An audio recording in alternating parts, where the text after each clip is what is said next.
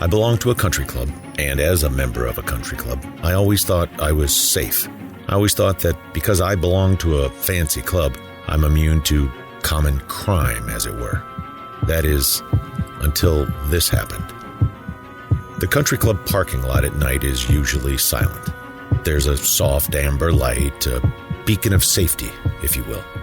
I never lock my car doors. Nobody here does. Everybody feels safe. But that night, as I was leaving the club, I approached my SUV, and two figures emerged from the shadows near the 18th hole, dressed entirely in black hoodies and white, creepy masks.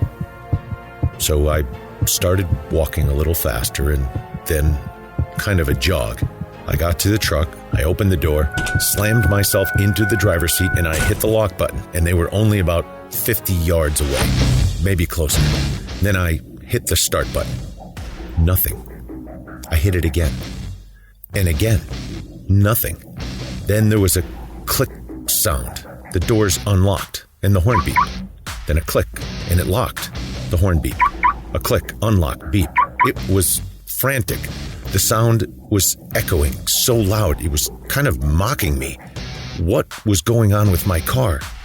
And then I looked up, and one held up a small object. My key fob. I always leave it in the center console, and they must have slipped into my car and taken it while I was in the club. They surrounded the SUV.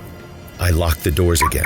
I couldn't see their faces behind the mask. The doors unlocked. I hit lock. Every time I did, the fob holder would press the unlock button, and then that beep. Then a third person started walking from the woods toward the vehicle. Lock, unlock, lock, unlock. I'm panicking. I'm jamming the start button. I kept pushing it. Please start, please start, please, please, please start, please, God, please make the car start. I'm praying for a miracle. And then the engine roars to life.